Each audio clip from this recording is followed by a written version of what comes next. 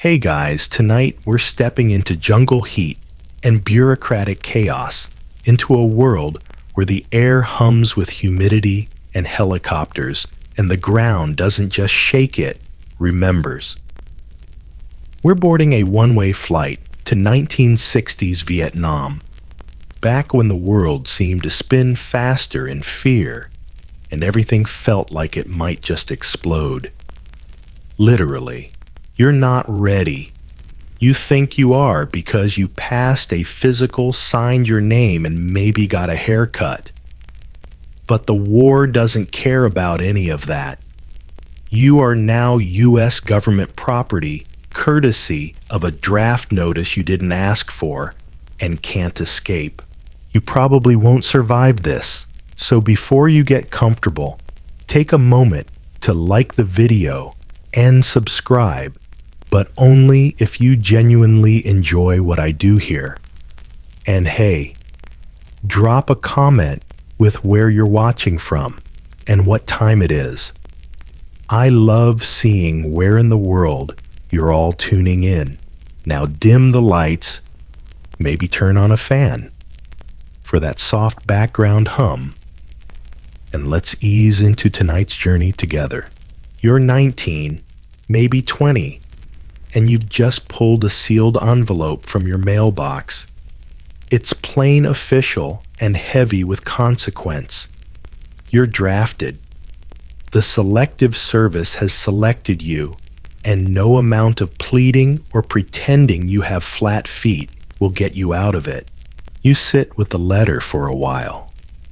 You don't really eat that night. You tell your mom, and she stops stirring the soup. You tell your dad, and he nods in that slow, flat way that says everything and nothing. Then the countdown begins.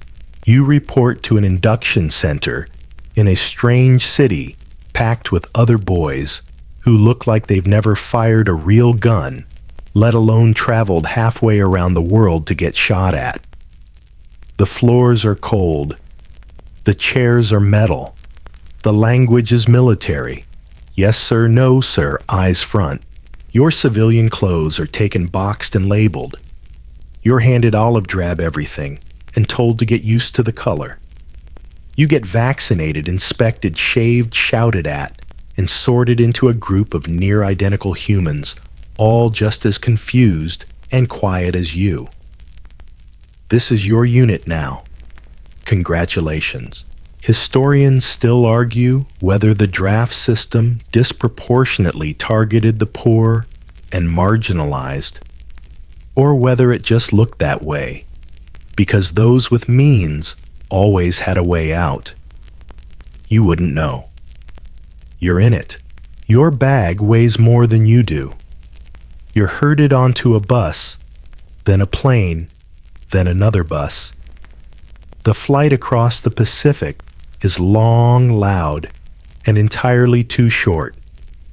You land in Saigon with cotton mouth and ringing ears and step into heat that feels alive. Your boots stick slightly to the tarmac as you take your first steps. It smells like burnt oil sweat and something rotting under the sun. You see a lizard the size of your forearm dash across the ground. A corporal yells at you before you even understand where here is. You don't know where you're sleeping tonight, or tomorrow, or ever. You're given a rifle you barely know how to use and told to hold it like it's your girlfriend. That joke lands awkwardly, but you laugh anyway. Because what else can you do? Your rations are a box labeled Meal Combat Individual. Inside is something vaguely edible, something definitely inedible, and a packet of matches with a joke printed on the inside flap. You don't laugh this time. At night, you lie on a cot with a mosquito net that has more holes than net. You're exhausted, But your mind keeps replaying the warnings. Don't trust the jungle. Don't drink the water. Don't wander off. Don't let your feet stay wet. Don't let your socks stay dry. Don't die. Quirky fact: for the night, the U.S. military issued chocolate bars infused with caffeine and vitamin supplements dubbed tropical chocolate. It was heat-resistant, dense, and almost entirely inedible, much like most of your meals. Outside your tent, someone coughs. A helicopter thumps in the distance. There's yelling somewhere far off. Or maybe it's closer. You can't tell. It's all noise. You miss your bed already. You miss your pillow. You miss the sound of your mom doing dishes in the other room, or your dog scratching at the door. But those things are gone now. For the foreseeable future, your world is heat orders and the weight of your own fear. You try to sleep, but the mattress is too thin, and the ground is too hard, and your head is too loud. You think about your friends back home, about the girl who said she'd write, about the ones who dodged this entirely. You wonder if they'll even recognize you when you return. If you return, and somewhere behind it all, a voice, yours, asks the one question no one says out loud: what am I doing here? The war hasn't even really started for you. You haven't fired a shot, haven't seen a body, haven't heard the scream of someone you know. But your stomach is already in knots.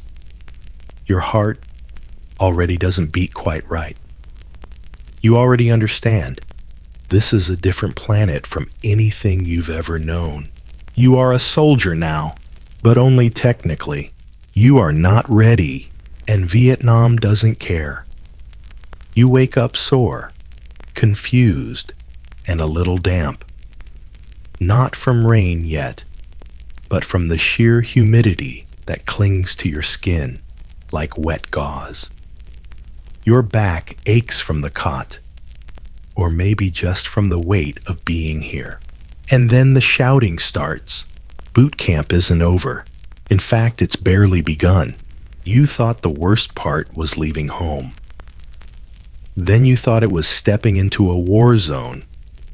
But no, this is the real welcome. Drill instructors who operate on one setting furious. Wake-up calls that feel more like small earthquakes.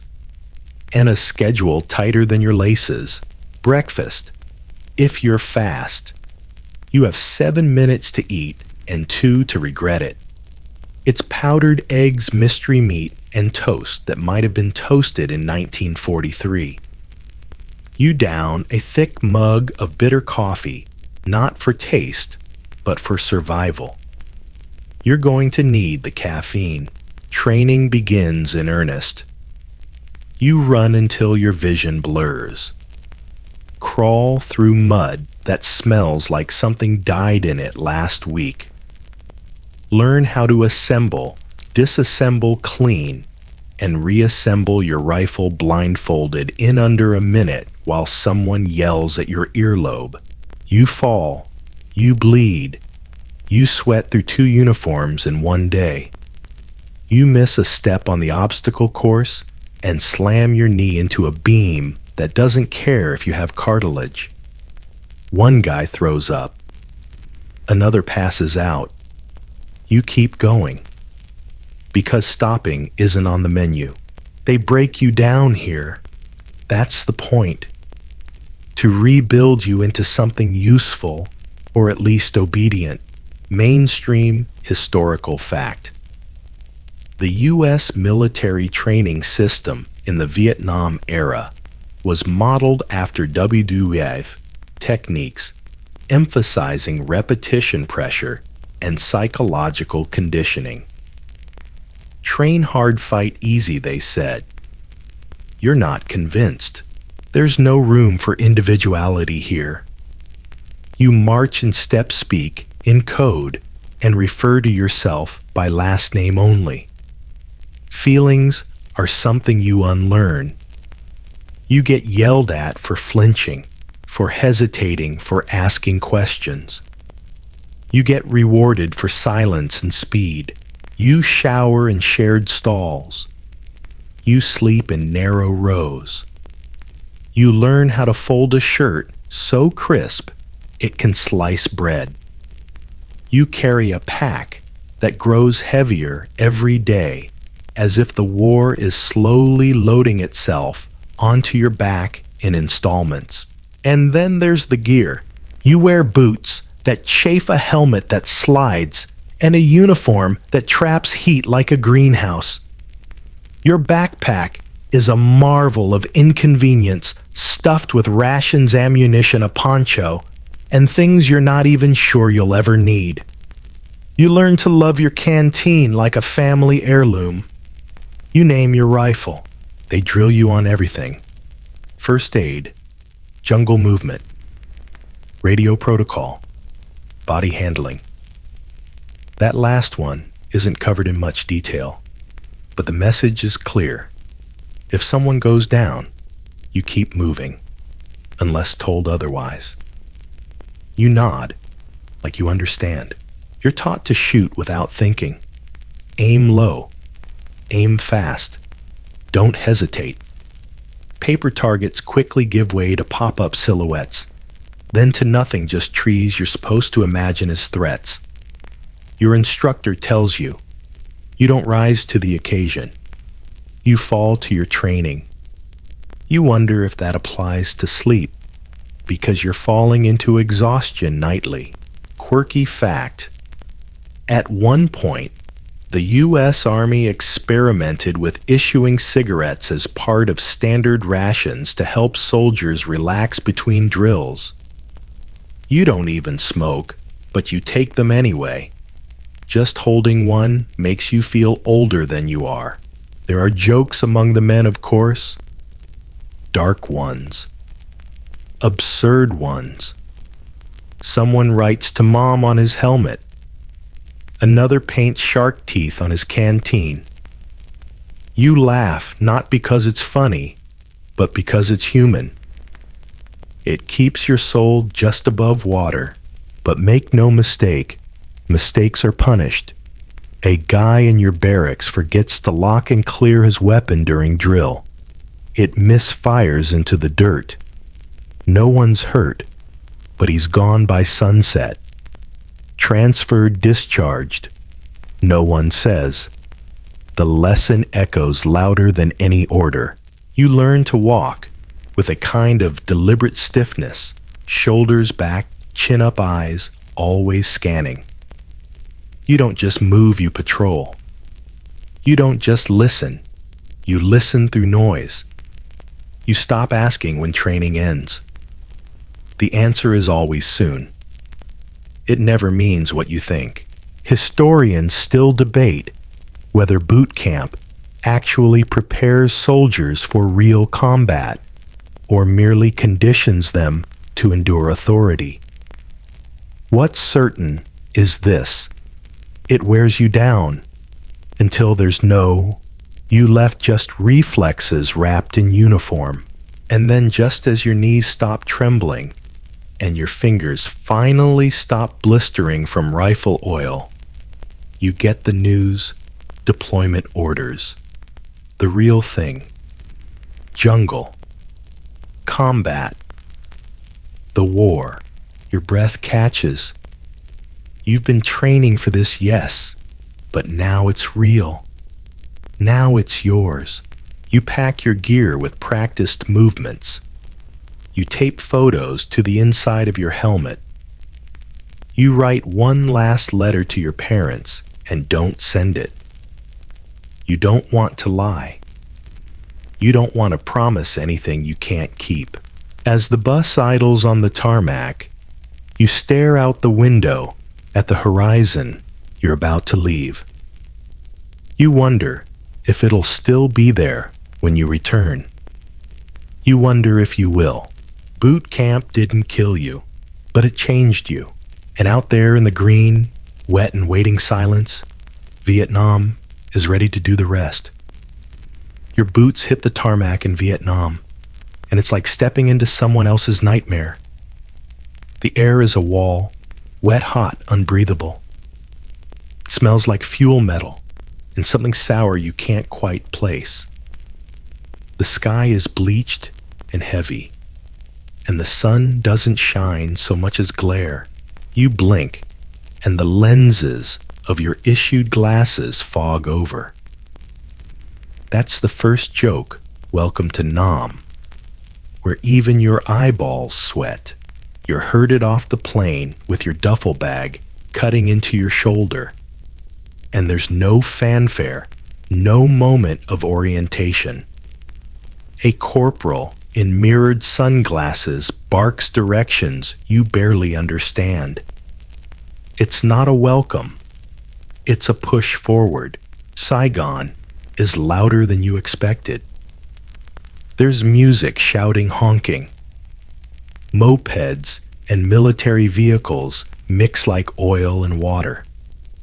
Soldiers smoke on the corner. Kids run between tires. You see a chicken in the road. No one stops for it. You're loaded onto another truck. No seat belts, just benches and nerves. Your helmet wobbles. Your rifle digs into your ribs. The wheels bounce over potholes that seem bottomless. The base you're taken to is a blend of plywood sandbags and razor wire. It looks temporary, but you'll come to learn that temporary in Vietnam usually means for the duration of your suffering. Your unit is a mix of accents, nicknames, and wary glances. There's a guy from Georgia with a toothpick always in his mouth. One from Queens who talks like a stand-up comic. A kid who looks 12 but swears he's 22. You don't know their real names yet. You probably never will. You're assigned a bunk in a canvas tent with a wooden floor and mosquito netting that offers more hope than protection. You stow your gear, sit on your cot, and try not to look like you're brand new. You fail. A sergeant walks in. Eyes you all like. He's trying to pick the first to die. If you're still breathing in 3 weeks, he says you'll figure the rest out. Then he leaves. Your first meal, in country, is lukewarm salty and smells faintly of plastic. You eat it anyway. Hunger in a war zone isn't picky. You learn to drink your water fast, partly because it's treated with iodine, and partly so you don't have to taste it. You're handed a map that might as well be a painting. Green everywhere. No landmarks you recognize. Names you can't pronounce. Zones labeled in colors instead of logic. You pretend to study it. No one actually expects you to understand it. Not yet. Quirky detail of the day some soldiers, desperate to escape jungle monotony, would pay Vietnamese locals to make custom maps or even illustrated girly pinups. Soldiers rolled them into their helmets or stashed them behind rations. You think about this as you stare at your standard issue compass, which only points toward uncertainty. That night, sleep doesn't come. Not really. The jungle hums, but not like a lullaby. More like a warning. Insects chirp, trill buzz. Something howls. Something else laughs. Or maybe that was just a grunt down the row. The air never cools. Your shirt sticks to your skin. You breathe through your mouth to avoid the smell of damp canvas and sweat. You write a letter home. Or start to. Then you stop. What do you say? Hey, Mom. The war's weird, and my socks haven't been dry in 16 hours. Instead, you draw a crude smiley face in the corner and tuck it away. Maybe later. The next morning, you're shown how to prep for patrol. Body armor, boots, helmet, weapon, extra socks, and something called mosquito dope, a thick, oily repellent that smells like chemicals and fear. You're warned, reapply every 4 hours or risk becoming a buffet. Then you're told the golden rule: never trust the trail. If it looks safe, it's probably a trap. If it looks like nothing, it's probably something. You nod like you understand. Historians still argue whether first-time soldiers were adequately briefed on the realities of jungle warfare, or if they were in many cases deliberately kept naive to preserve morale. Judging by the confusion on your face, the answer may be yes and no. You walk your first practice patrol through a nearby training path. It's not combat, but it feels like it. Your senses are overloaded. Every leaf looks like it's hiding a rifle. Every branch feels like a tripwire. The sweat pools in your boots. You lose count of how many bugs land on your face before lunch. Someone in your unit cracks a joke about snake bites, and the medic shows you a kit with a plastic suction pump. Won't help, he shrugs. But it gives you something to do while you're dying. You don't laugh. You return to base to find a letter waiting for someone. Not for you. But you still feel a pang. It smells like home, even through someone else's envelope. That evening, someone pulls out a deck of cards. You sit and watch, not quite ready to join. The sun dips low, casting long shadows over sandbags and helmets. Someone hums a song you half recognize. You've only been here a day, but you're already a different person than the one who stepped off that plane. Vietnam doesn't introduce itself. It just swallows you. You wake up with a start. It's not the bugle. There is no bugle. It's just the sound of someone coughing hard enough to shake the tent poles. The humidity hasn't gone anywhere. Neither has the sweat. You sit up slowly, and your uniform is already damp even though you haven't moved yet. Today, you're getting assigned a squad. And also, as it turns out, a new relationship with bugs. Not metaphorical bugs. Actual, bitey-winged crawling ones. You know you're not in Kansas anymore because you can feel your socks moving when your boots are off. You meet your squad in the dirt outside the mess tent. There are 9 of you, including the squad leader, who looks like he's seen 5 wars and barely survived any of them. He's chewing something, probably not gum, and says, "New guy," like it's a sentence and a joke in one. You nod. He doesn't nod back. He just walks away. You're introduced to the rest by nickname, real names, optional. There's Bones, who's skinny enough to fall through the floorboards. Tex, who's never been to Texas. Rat, who likes rats. No one knows why. And Doc, who's not a doctor, but he's got the bandages, so that's what you call him. You eat breakfast with them, and while the food is forgettable, the swarm of mosquitoes isn't. They descend like they've got your name on a list. You swat, they dodge. You itch, they win. Quirky fact of the day: the Vietnam War popularized DEET, a chemical repellent so strong it melted plastic. Soldiers called it bug juice. You slather it on like it's your only hope, which honestly, it might be. But here's the thing they didn't warn you about. It's not just mosquitoes, it's everything. Ants that bite, leeches that cling, spiders that make you question the food chain, vultures that circle like they know something you don't, and centipedes that are somehow worse than all of them. You tuck your pants into your boots, your sleeves into your gloves, and still they find ways in. Then comes the heat rash. You scratch, and it spreads. You sweat, and it stings. You mention it to Doc, who hands you powder and says, "Try not to die itchy." You learn quickly that jungle hygiene is less about staying clean and more about avoiding infection. Wash your feet. Change your socks. Don't let your boots stay wet or dry. Honestly, just carry 4 pairs of socks and a prayer.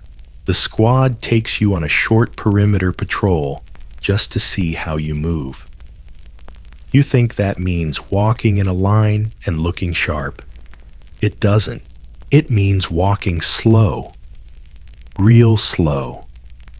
Every step calculated, every vine suspect, every fallen leaf a potential trap. You step where the guy in front of you steps. Exactly. And even then, you hesitate.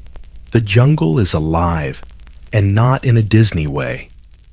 It crackles, buzzes, hisses, and chirps, but always from directions you can't quite locate. You try to focus on your breathing, on your footing, on your rifle. You try not to think about what's behind that bush or under that log. Your squad leader suddenly holds up a fist. Everyone freezes. You freeze too. You wait for what you're not sure. No one moves. You don't blink. Then just as suddenly, he waves you on. Later, you find out it was just a monkey. Just. Historians still debate the psychological toll of jungle patrols, especially on new recruits. Some argue that the lack of visible enemy presence created a sense of constant invisible danger that was more damaging than direct combat. You don't need a historian to confirm that. You feel it in your teeth. Back at camp, someone boils water for shaving. Yes, shaving. Every day. Doesn't matter if there's incoming mortar fire. You shave. It's the army way. You scrape your chin while bugs circle your ears. It feels like a joke no one's laughing at. You sit by your cot and inspect your socks. One is stiff with dried sweat. The other is missing entirely. You assume a snake took it. Doc walks by, sees your expression, and tosses you a fresh pair. Think of them as currency, he says. More valuable than ammo. You smile for the first time in hours. That night, someone in the squad pulls out a harmonica. The notes drift like smoke, soft and slow. No one sings. No one talks. But for a minute, it feels like you're not entirely in the middle of a war. Then someone farts. Loud. You all laugh harder than the joke deserves. You're still scared, of course. But now you're scared together, and that oddly enough helps. Your squad is starting to feel like something more than names on a roster. You memorize the way they walk, the sound of their boots, the rhythm of their breathing. You start to understand when a silence is just silence, and when it isn't. The mosquitoes never stop. The sweat never stops. But you're starting to settle in, not comfortably, just enough. You're deep in the jungle now, not just physically, but mentally. At first, the green felt vibrant alive. Now it feels like a wall, like it's watching. You swear the trees are leaning in. The vines hang a little lower. Everything drips. Everything buzzes. Everything hides something. You trudge forward in formation, your boots squelching in damp soil that hasn't been dry in a decade. The mud clings to your heels like it's trying to keep you. Your uniform is soaked through again, and you can't tell what's sweat, what's water, and what's just part of the jungle itself. Your squad leader holds up a fist. Everyone stops. You do too. It's second nature now. No one breathes louder than they have to. You wait, and then you listen, not for what's there, but for what's not. No birds. No bugs. No wind. That's the sign. The jungle has gone quiet, and that's always worse than when it's loud. The foliage ahead rustles just slightly. A squirrel, a branch falling, or something else entirely. You don't move. You don't blink. Your eyes scan the trees, the brush, the ground. The jungle is a master illusionist. Nothing is what it seems. That root could be a tripwire. That pile of leaves, a buried trap. That child in the distance. You don't want to think about it. Your squad advances slowly. You step only where the man before you steps. One toe out of line could mean a mine a pit, or worse, nothing at all. Just gone. Mainstream historical fact. The Viet Cong were masters of camouflage and guerrilla tactics. They blended into the jungle, not just with their uniforms, but with their movements. Many American soldiers reported engaging enemies they never saw. You walk with your head on a swivel, your rifle always pointed at the edges, not the center. The danger's never where you're looking. It's always just outside your vision. Your nerves fray, but you keep walking. You don't talk. No one talks. Then there's a snap, not a gunshot, just a twig. But it's enough. Everyone drops low. Hearts hammer, fingers tighten around triggers. A bush rustles. You raise your weapon, and a monkey scampers out. The tension collapses into shaky laughter. No one admits how scared they were, but you all know. You all were. Later, someone jokes that the monkey was probably a VC scout. No one laughs that time. As the patrol continues, the heat rises. Your shirt clings to your back like a second skin made of damp regret. Your fingers prune inside your gloves. The air tastes like moss and gun oil. You pass a clearing. There's a ruined hut, a burned wheelbarrow, and something that might have once been a chicken coop. It's empty now. No movement. No life. Your squad leader whispers, eyes open. Could be bait. You nod, even though your eyes already ache from squinting. You circle the clearing, slow, deliberate. Nothing, still nothing, but it's never nothing. Your boot taps something. Metal, small. You freeze. Everyone freezes. You lift your foot carefully. It's a tripwire, just barely. Had you put a full step down, you wouldn't be reading this. Doc steps in. With hands like a surgeon and a face like a grave, he snips the wire. You hear the faintest click, but nothing goes off.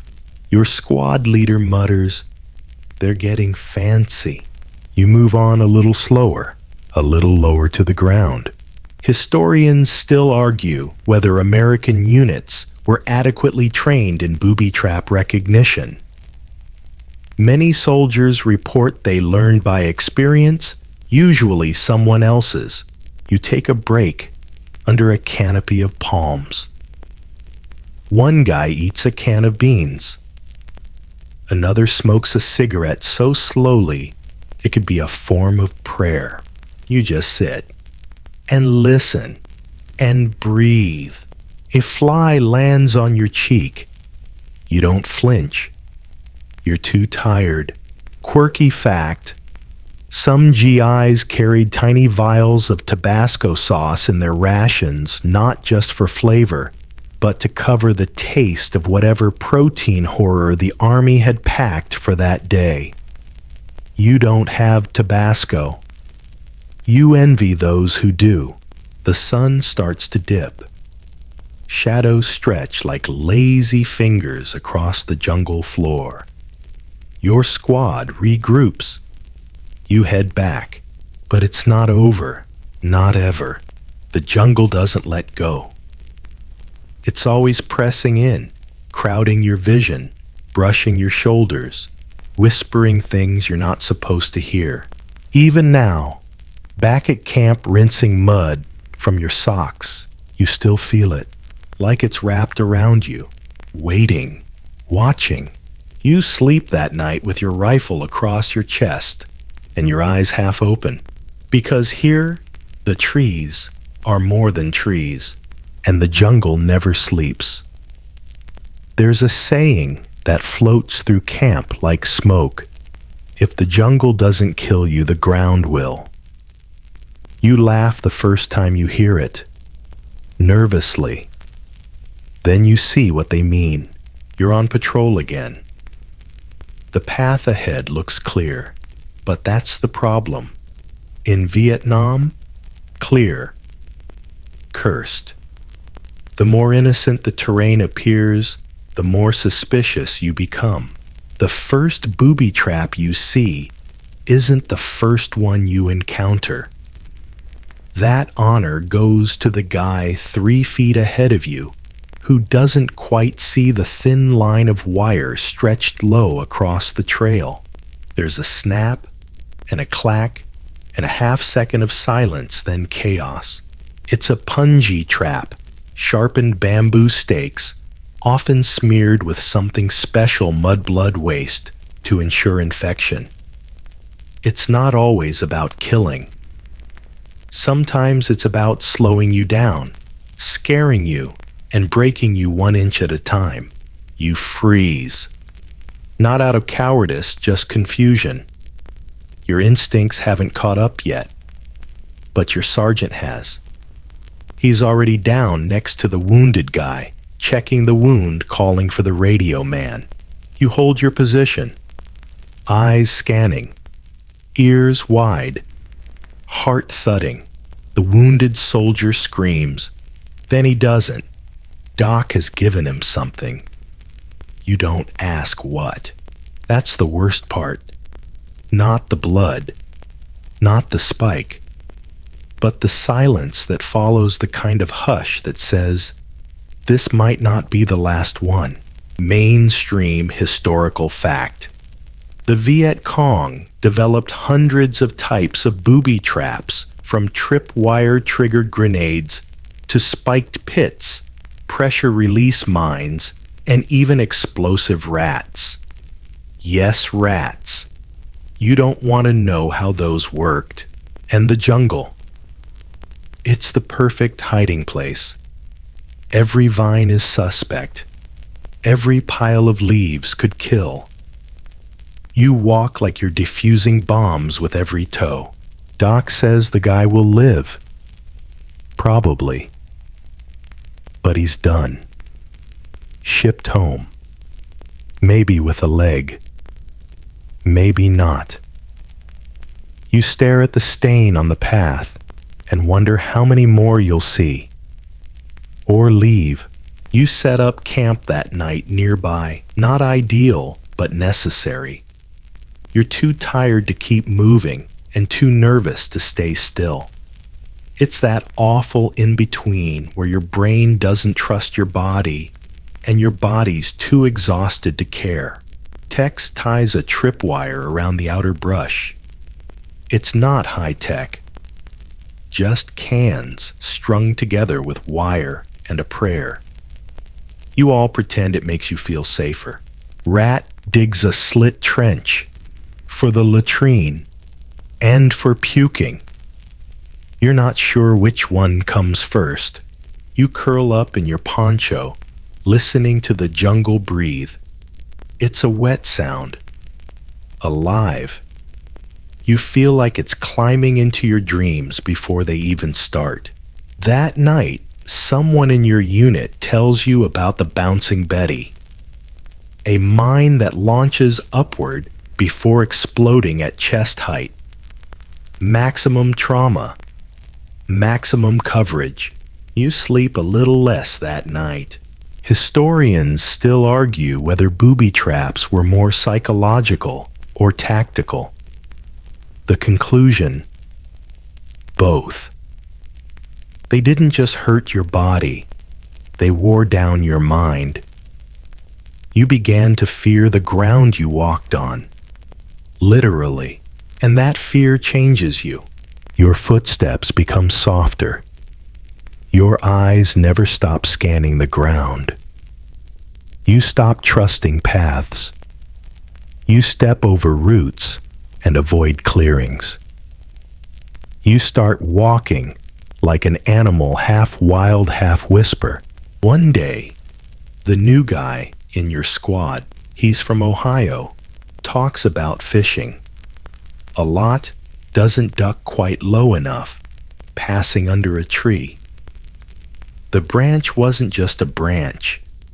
A spike swings down. It misses. Barely. He cries a little when no one's looking. You pretend not to notice. That's the deal out here. Privacy is measured in seconds, not space. Later, Doc shows you how to spot a certain type of foliage disturbance. Look for unnatural symmetry, he says. Nature's messy. Traps are not. You start seeing it. Too many straight lines. Rocks stacked just a bit too neatly. Branches bent the wrong way. Quirky fact, some U.S. units began traveling with dogs trained to detect traps. Good dogs. Brave ones. Many didn't make it. But the ones that did, heroes in fur. You see one once? A German shepherd named Bandit. He walks ahead of a squad, tail high, nose twitching. Everyone steps where he steps. You wonder if the dog sleeps better than you. Probably not. Back at base, you're taught to build your own traps for practice, for understanding, for revenge maybe. You dig a pit, line it with sticks, cover it with palm fronds. It feels wrong, like playing with death. But out here, death is part of the curriculum. You walk differently now. You flinch at twigs. You hesitate at vines. And every time your boot hits the ground, you say a little prayer, silent and automatic. The war isn't just around you anymore. It's under you, waiting, sharp, silent.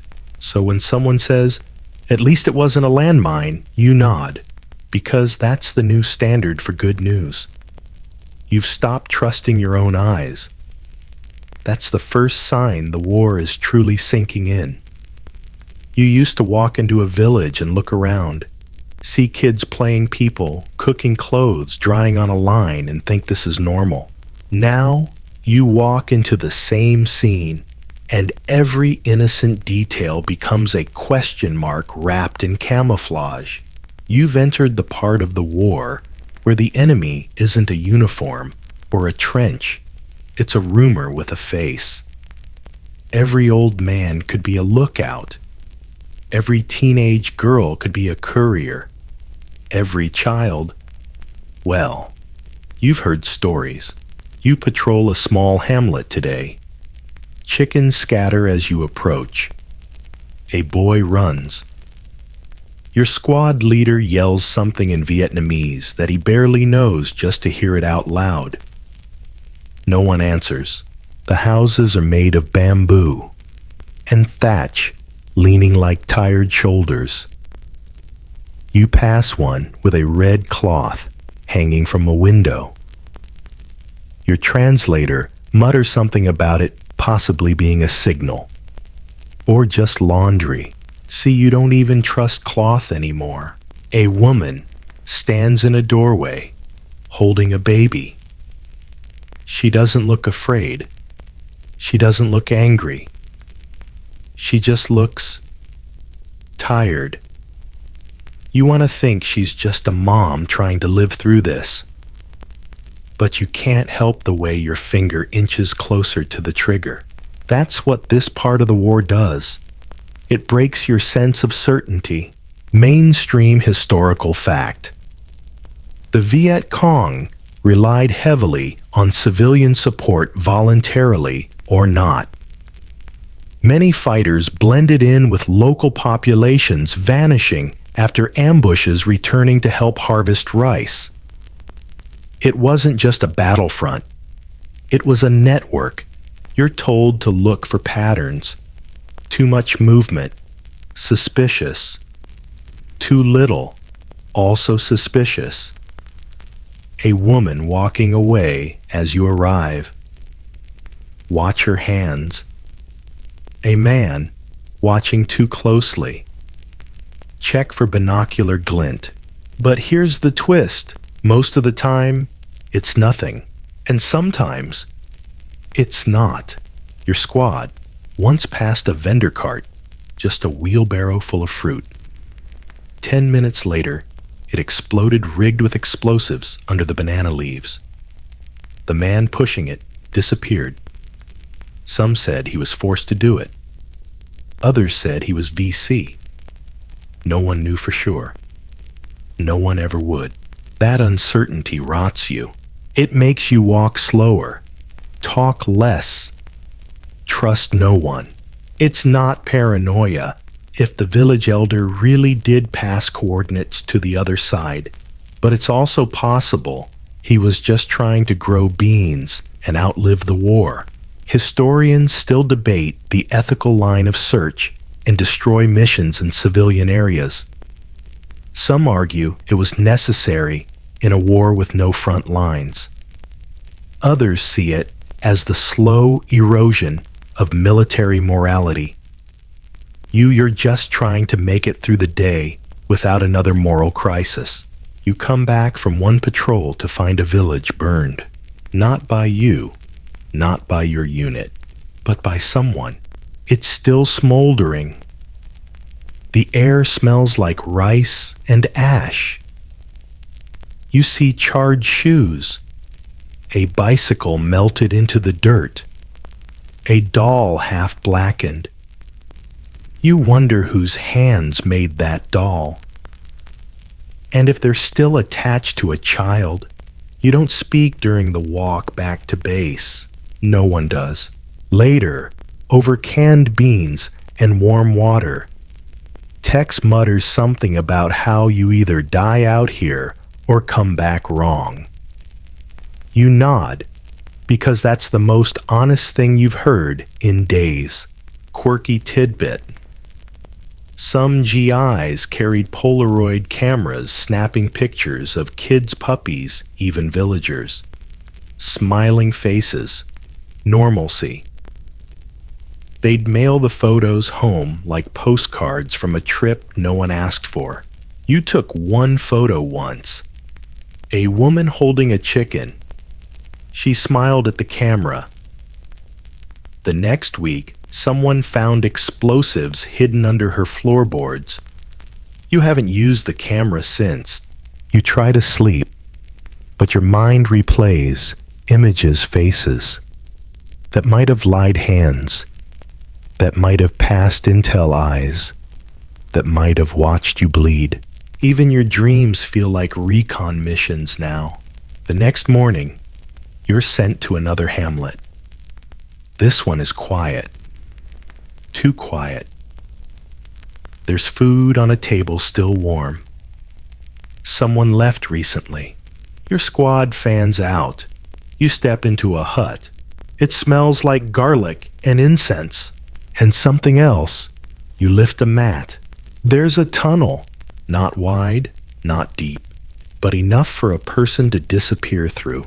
And suddenly, you realize they're still here, watching, listening, waiting. You step back and mark the spot. Doc shakes his head. They're always under us. And now that's stuck in your brain too. You start imagining tunnels under your cot, under your boots, under your soul. The jungle above might be the war's skin, but the tunnels, those are its veins. You didn't fire a single shot today, and still, you came back more tired than ever, because nothing happened, which means something is about to. The first drop of rain hits your helmet with a soft plink, like the war is knocking gently. You barely register it until the second, the third, the 100th.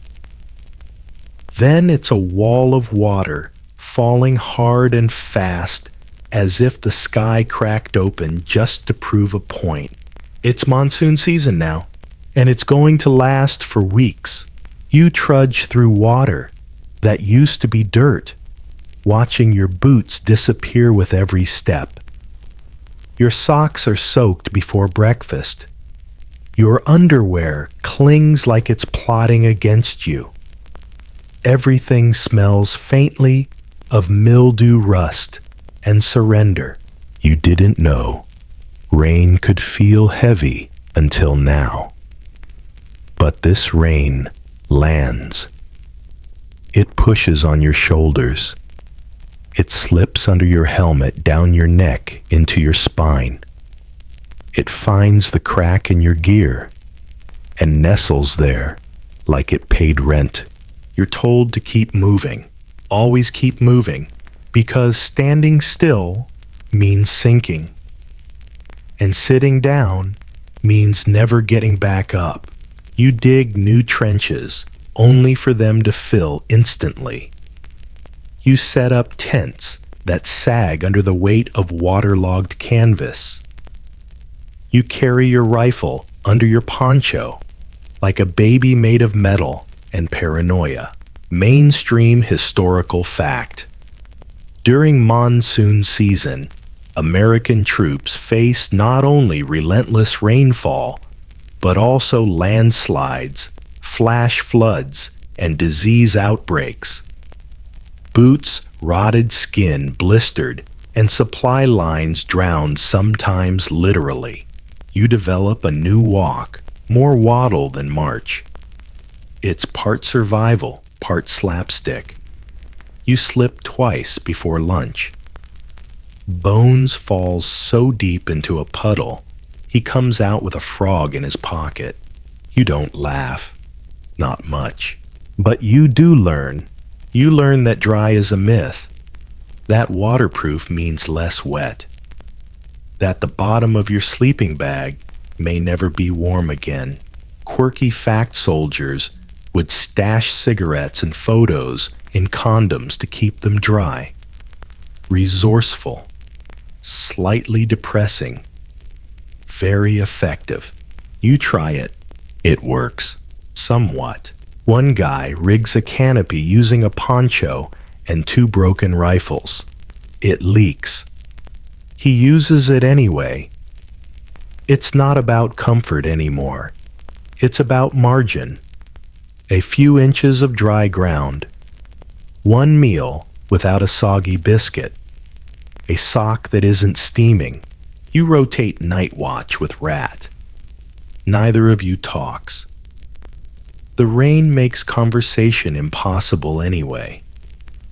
It hits the tent like applause for a tragedy no one wants to watch. Then the real problem sets in trench foot. Your toes go white. Your skin puckers. The itching is unbearable. You peel off your boots and see red where there shouldn't be red. Doc glances at your feet and hands you powder like a priest giving last rites. He doesn't say you're fine. He says keep walking. That's the motto now. Keep walking. Because if you stop, you melt. Sleep becomes an idea. You lie on your cot, which smells like wet wool and regret, and stare at the sagging tent ceiling counting drips. Your dreams are damp. Your thoughts squish. You wake up more tired than when you lay down. One night, you hear a snap outside. Your heart spikes. You grab your rifle finger hovering. It's just a tree limb, maybe. You don't sleep after that. Historians still argue whether monsoon season prolonged the war by slowing movement, or whether it simply intensified the psychological drain.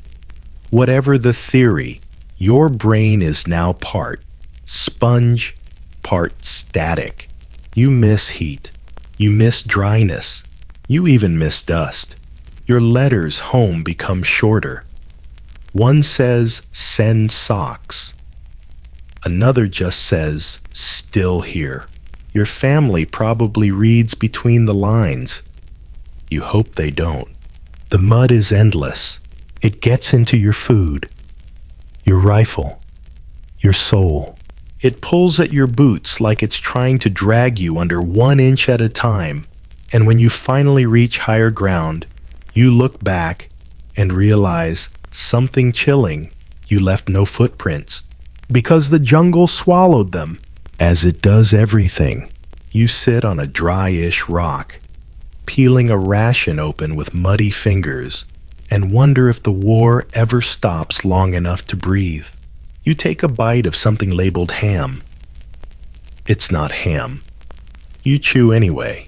Later, someone mentions that the boots they gave you were never meant for this kind of environment. You look down at the leather that's cracking like old paint and realize neither were you. Even your weapon needs drying. Your rifle jammed twice yesterday, and the cleaning kit feels like it's losing the fight. Rat says he once saw a guy throw his rifle at a tree in frustration. You're almost there yourself. Then the rain shifts, not stops, just changes direction. Now it comes in sideways, like it's mad at you personally. You hunch over. You march. Because that's what you do. That's what they taught you. That's what you have to do. Because if you stop moving even for a second, the jungle wins. The rain wins. The rot sets in, and you become part of the mud. You thought the war was above ground. Then someone shows you the tunnels. At first, they just seem like holes. Small, harmless. A vent maybe.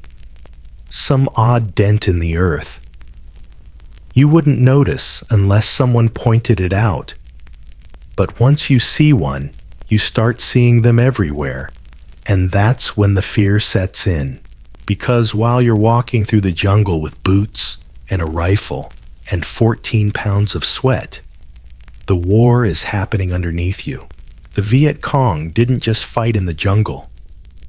They lived under it, slept under it, planned under it.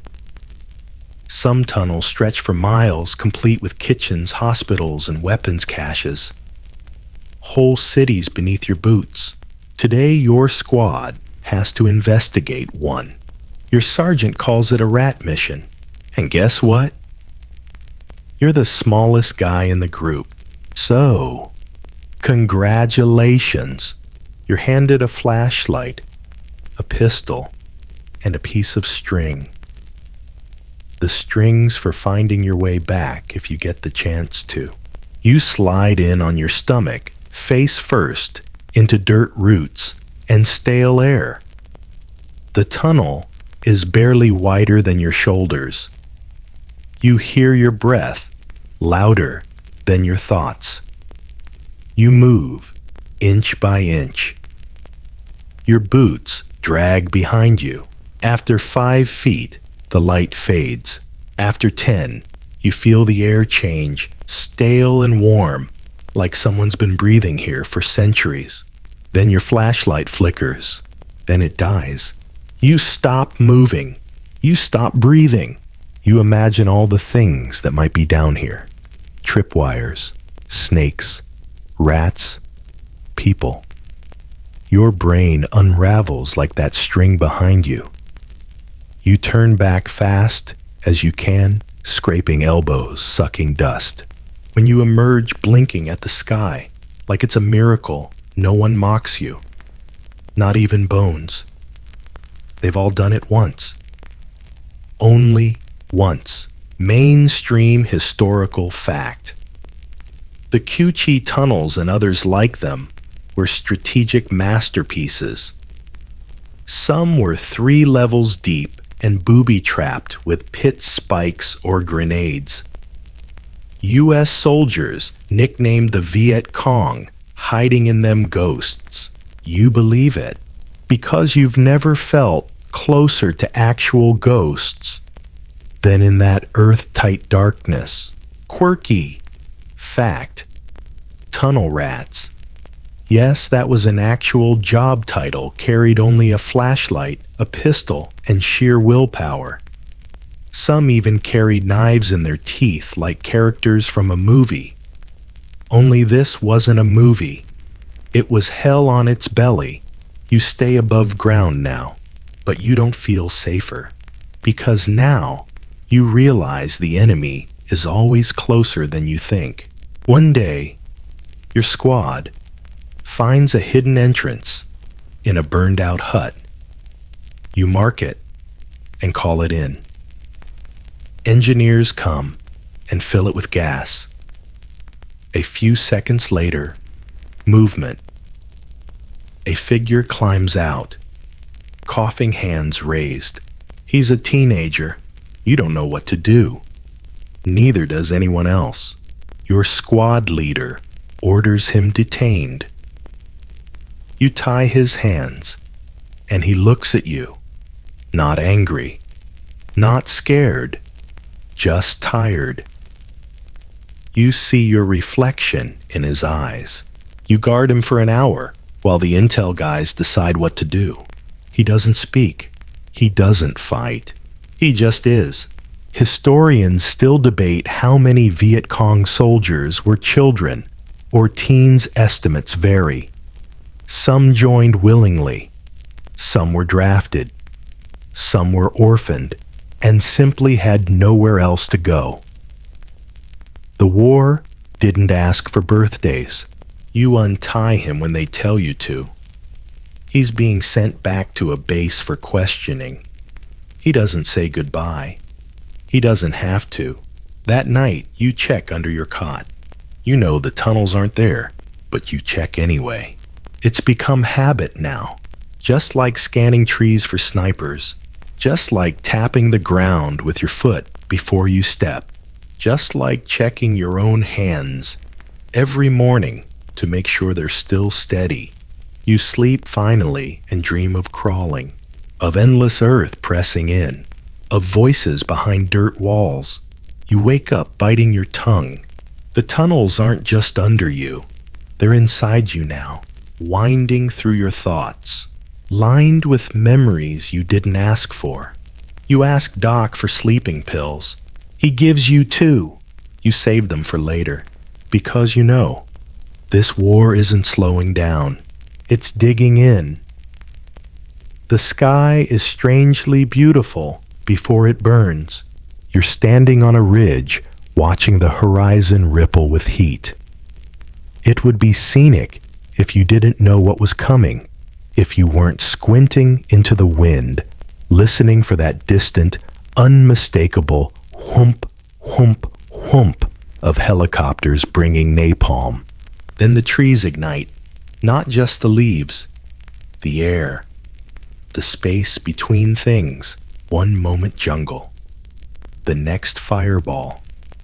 It doesn't creep, it explodes. You feel the heat from hundreds of yards away, like someone opened an oven and shoved your face into it. The blast hits your chest. Your ears ring. Your squad watches in silence as flames crawl down branches like liquid. This is napalm gasoline, thickened with chemicals, so it sticks to whatever it hits. Trees, huts, skin.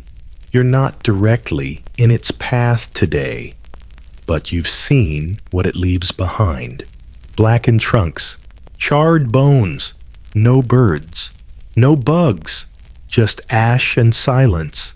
Mainstream historical fact. Between 1965 and 1972, the U.S. dropped over 388,000 tons of napalm on Vietnam. Designed for deforestation and enemy suppression, it often hit villages and civilian areas, turning war zones into infernos. After the flames die down, you're ordered in to walk through what's left. It's still smoking. You pass burned-out husks of trees, now just twisted sculptures.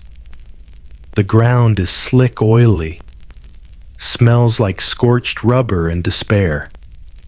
You hold a rag over your nose. It doesn't help.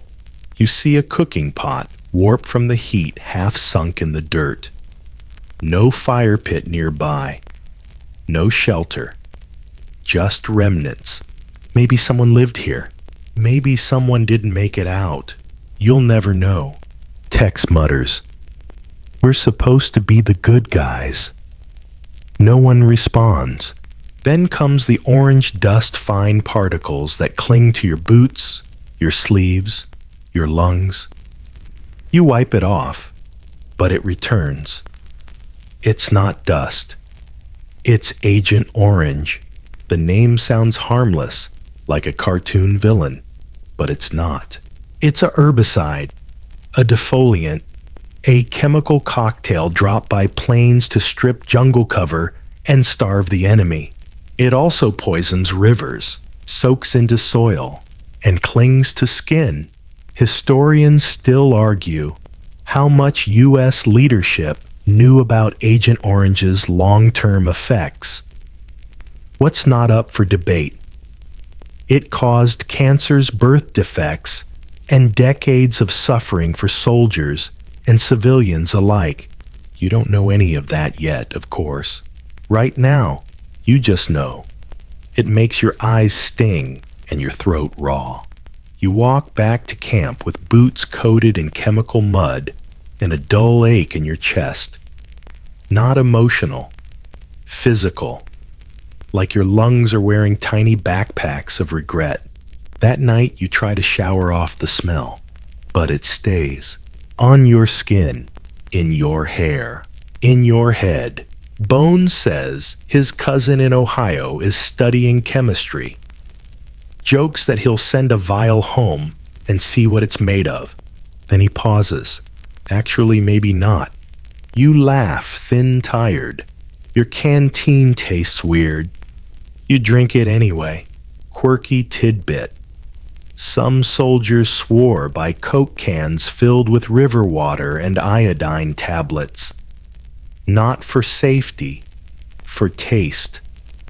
Better to drink poison than dehydration, someone says. You don't disagree. The next morning, you cough up something dark.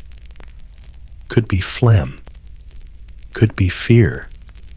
Could be a little bit of both. Your uniform smells like smoke. It probably always will.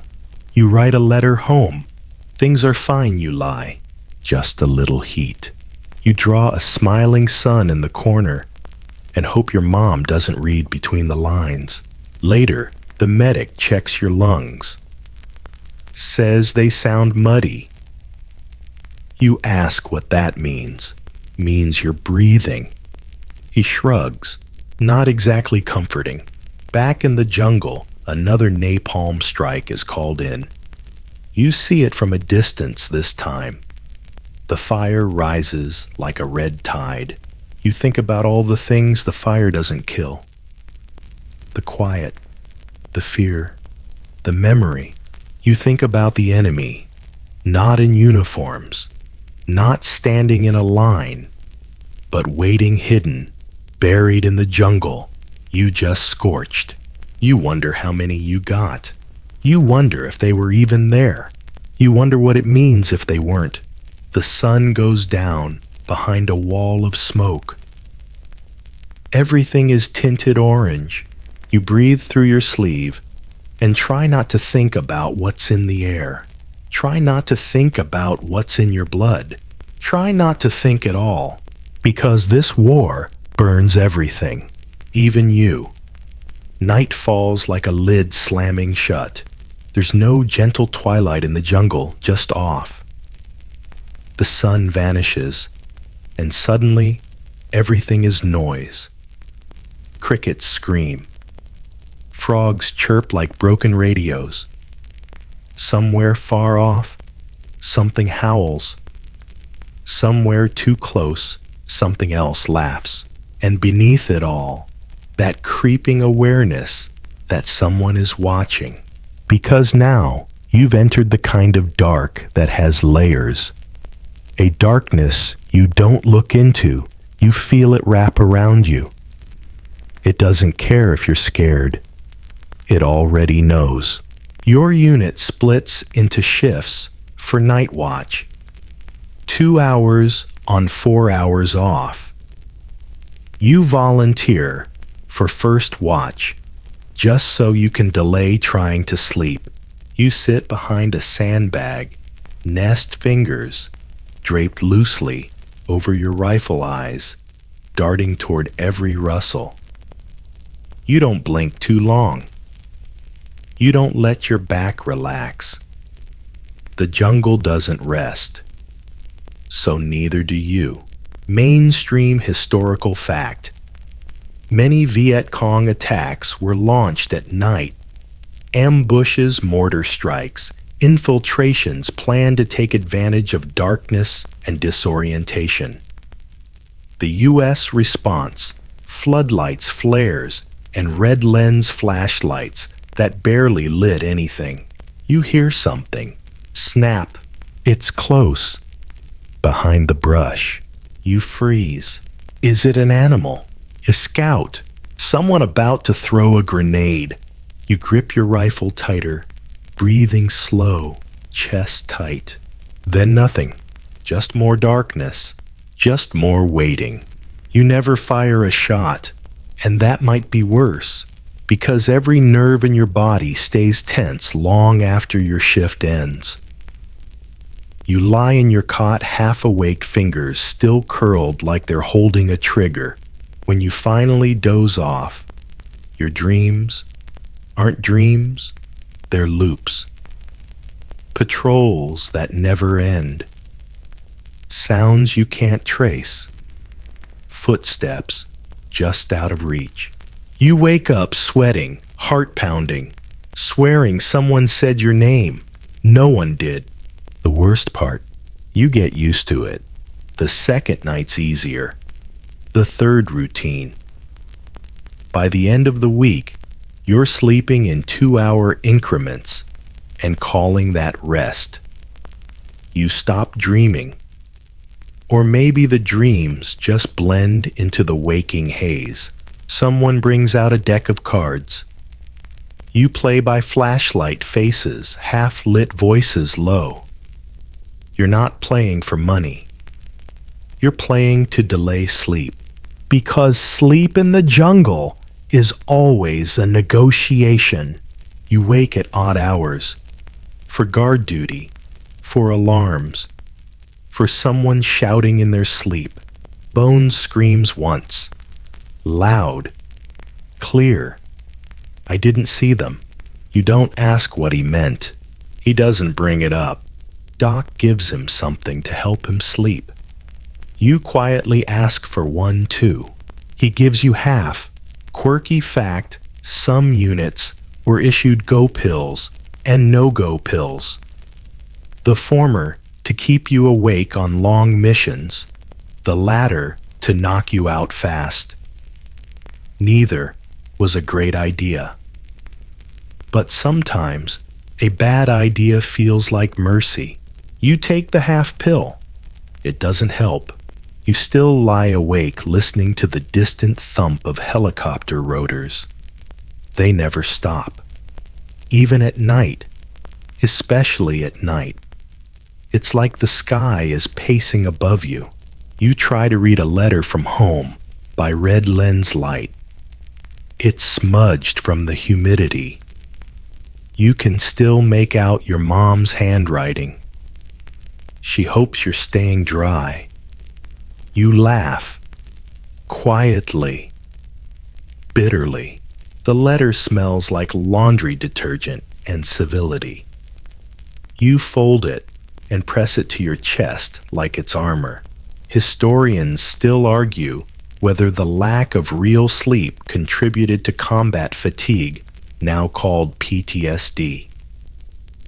But no one who's been here argues. Sleep is survival, but only if you can get it. You miss pillows, doors, locks. You miss light that turns on when you flip a switch, not because someone shot up a flare. Oh yeah, flares. Sometimes you wake to the sound of a pop, and a sudden flare burst overhead. The whole jungle turns white for 3 seconds. Everything stops. Then darkness slams back harder than before. It's disorienting. It's deliberate. Tex says, every time I see that flare, I think it's God taking a picture. You don't tell him that's the saddest thing you've ever heard. Instead, you just nod. You all nod a lot out here. You think about the enemy sometimes, where they sleep, how they sleep, if they're sleeping at all, and if they're watching you the way you imagine them blinking from the underbrush rifles balanced across knees not making a sound. Sometimes you swear you see eyes in the trees, but you never find them. Maybe they're real. Maybe they're just yours reflected in the dark. Eventually, you get up to pee half asleep. You wander too far and trip on a root. You land hard. You swear. Then you freeze. Because there's movement, not yours. Behind you, just one branch. Just one shift. You raise your rifle. Nothing. Stillness again. You back away slow. You don't sleep the rest of the night. At breakfast, no one notices. Because they didn't either. Word count 1, 370. Awaiting continue. Banja noi. Continuo. Chat GPT. Jan noi section 12. You never really know when a mission is going to go sideways. It starts like any other wake-up, gear-up sweat before breakfast. You check your ammo twice out of habit. Doc cracks a joke. Tex swears this will be the easy one. It's never the easy one. Your unit is sent out to clear a section of jungle just beyond a village standard recon. You move in a staggered column, spaced out, eyes sharp. The jungle is quieter than usual, which should be reassuring, but somehow isn't. You feel it first. That tiny bottom of your gut twist. Like a dog growling before thunder, the sergeant gives the fist signal. Halt. Then a hand motion. Fan out. You move left. Rat moves right. You scan the tree line. Nothing moves. Then crack, crack, crack. Gunfire. It doesn't sound real at first. It never does. Just loud noise that your brain hasn't filed yet. You dive behind a log rifle up eyes wide. Tex is already returning fire, shouting something you can't hear over the rattle. You see Bones drop. Hard. You don't know if he's hit or just taking cover. Then you see the blood. It's real now. You want to crawl to him. But the bullets are coming from everywhere and nowhere at once. The jungle is coughing up ghosts with rifles, and your squad is scattering, yelling, ducking, returning fire, like reflexes are the only thing keeping anyone breathing. You fire at movement. You fire at sound. You don't know if you hit anything. You just know. If you stop, you won't need to. Mainstream historical fact. U.S. patrols in Vietnam were often ambushed by small, fast-moving Viet Cong units who knew the terrain better, used guerrilla tactics, and struck from cover before vanishing into tunnels or tree lines. You see Bones trying to crawl back toward cover. His leg is shredded, and he's dragging it like it doesn't belong to him. Doc breaks from cover low and fast, dragging him by the collar into a shallow ditch. You keep firing. Then the order comes, fall back. You move in, bursts cover, sprint cover. Tex lays suppressing fire as Rat yanks the radio pack and calls for extraction. You stumble over a root and nearly go down. A round snaps past your ear. You can feel the air move.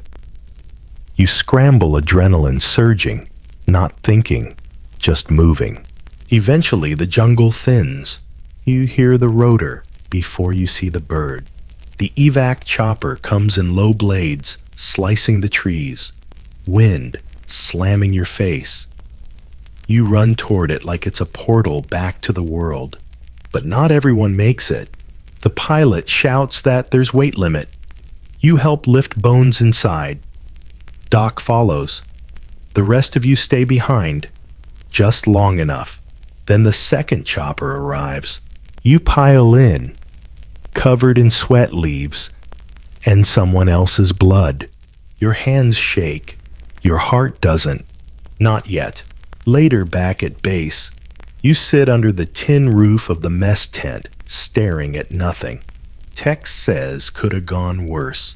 Rat says could have gone better. You don't say anything, because what do you say when you survived? But someone else might not. Historians still debate whether U.S. tactical doctrine was suited to jungle warfare.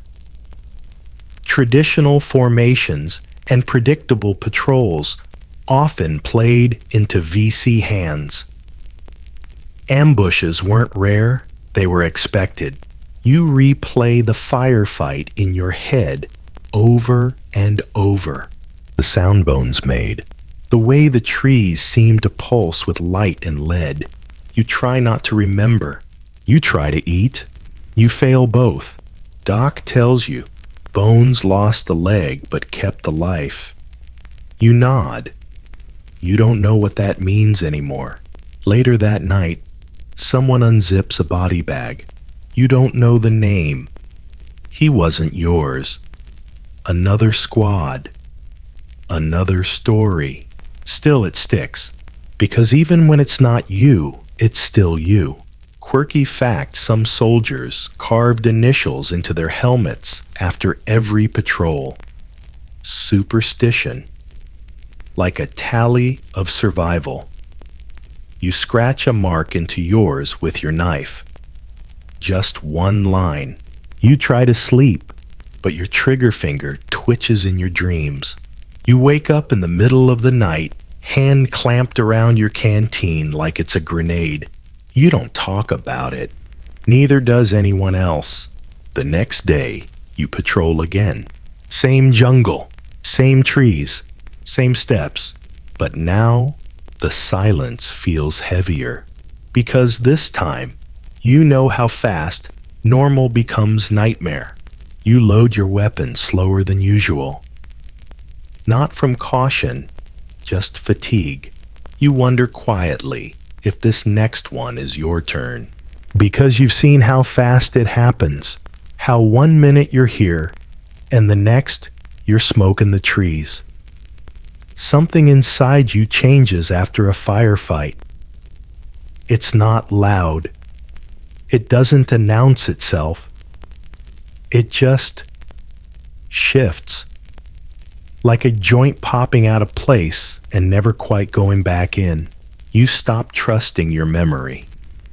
Stop trusting your reflexes. You even stop trusting silence, because by now you've learned that when the jungle goes quiet, something's about to go very wrong. And then it happens again. But this time, it's different. You're mid-patrol when the gunfire starts, not from ahead, but from behind you. You hit the ground, instinctively, cheek pressed into warm mud, breath frozen. You whip your rifle around. The shots were close, too close. Someone's screaming. Then a voice yells, "Cease fire. Friendly. Friendly." It takes a moment to register. Then another. And then a third, before the awful phrase drills into your skull. Friendly fire. Mainstream historical fact. Friendly fire incidents were disturbingly common in Vietnam. Dense jungle-poor communication and confusing terrain meant soldiers often fired on allies by mistake, sometimes with tragic results. You crawl backward toward the noise. The trees blur. The shouts twist. You see Tex on his knees. You see the blood. It's not his. It's Rat's. There's a hole in his side, and the expression on his face doesn't look like pain. It looks like confusion. Like he's still trying to understand what happened. Tex is babbling something about hearing movement, not knowing it was their flank, thinking it was VC. His rifle's on the ground. His hands are shaking like he's holding lightning. Doc is already on Rat doing what he can. But you can tell by the way his jaw clenches that it's not enough. He's bleeding too fast. Rat dies before the radio call goes through. Not from the enemy, from you. And that does something. To all of you. Nobody speaks during the walk back to base. Not even Tex. Especially not Tex. Back at camp, you clean your weapon by routine. You reassemble it by memory. But your hands move like someone else is controlling them. You don't eat that night. Tex doesn't either. He sits on his cot helmet, off staring at a patch of dirt like it holds answers. You want to say something. It wasn't your fault. It happens. He knew the risks, but all of those are lies, so you say nothing, because some silences deserve to be kept. Quirky fact, some soldiers carried playing cards tucked into their helmet bands, not for luck, but to distract themselves. They'd pull them out mid-patrol and play games of solitaire while crouched in cover. Anything to not think. You wish you had a deck now, but instead, you just hold your canteen and listen to the sounds of camp, the buzz of insects, the occasional cough, the distant whump of helicopters. You can't stop seeing Rat's face. Worse, you can't stop seeing Tex's. You lie down, but don't sleep. You stare at the tent ceiling, tracing the water stains like constellations of regret.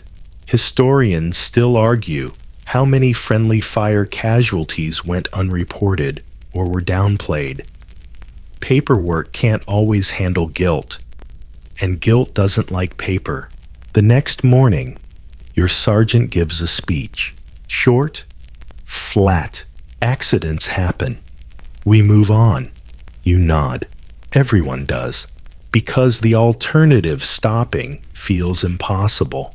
You bury Rat in a shallow grave behind the wire. No ceremony, just dirt and silence. Tex refuses to carry a rifle for 2 days. He still goes on patrol, but he carries only the radio. He says he doesn't trust himself. You don't argue. He starts writing long letters to someone back home. You never ask who. You never see him mail them. He burns one in the campfire. The wind carries the ashes over the trees. Later, your walking point on a new patrol, when you hear a twig snap behind you. You whirl rifle up. It's Tex. He raises his hands. "Just me," he says quietly. You lower the rifle. Slowly, like your arms have forgotten how. You both nod. That's it. That's the conversation. Because here, there's no right thing to say. Only the next thing to do. And the awful truth that out here surviving each other is just as hard as surviving the war. You're halfway through a dry ration when the sky breaks open again. The rain this time isn't the steady soaking monsoon kind. It's sudden, sharp, and punishing. It feels personal. You curse under your breath and try to tuck the food back into your pack before it turns to soup. Then comes the rumble. Not thunder, not even close. It's artillery, but it's yours. You're told there's a fire mission in the next grid square standard procedure. Probably pounding jungle trails or suspected caches. Nothing near you, except something is near you. Something hits the earth 20 yards away. Hard. A thud like a dropped car engine. Then another. Then, boom! The trees to your left vanish. You hit the ground, instinctively dirt and leaf litter raining down on your helmet. Then someone screams. And it's not the enemy. Tex is hit. Not badly shrapnel in the arm, but enough to leave a red line across his sleeve. You drag him behind a tree, while Doc rushes over yelling something into the radio. Wrong coordinates, someone shouts. You taste mud in your teeth. You spit it out, wipe your eyes, and look around. Your unit is scrambling. They're not under attack, not technically. They're just in the way. Mainstream historical fact. Friendly fire from artillery and air support accounted for thousands of casualties during the Vietnam War. Poor maps, communication errors, and rushed missions made it all too easy for a unit to be struck by their own side. It takes 10 minutes for the shelling to stop. 10 minutes of huddling, swearing, trying not to move, then quiet. But it's not relief. It's the kind of silence that screams, "That shouldn't have happened." You regroup. Doc wraps Tex's arm. Says it'll heal, but slowly. Shrapnel's tricky like that. Sometimes it stays. Like a souvenir you didn't ask for. No one talks on the walk back. Not about what just happened. Not about what it means. Because the implications are worse than the wounds. You can handle the enemy trying to kill you. What you can't handle is your own side doing it by mistake. Later, your sergeant is livid but quiet about it. Too quiet. Probably because the fire came from higher up. Maybe even far higher up. Paperwork will fix it, he mutters. But you know it won't. There's nothing in a report form that can explain the look on Tex's face when he realized where the shells were coming from. You spend the evening in your tent polishing your rifle for the 5th time. It's clean. Has been all week. But the motion helps. It's something to do with your hands while your brain spirals. Quirky tidbit.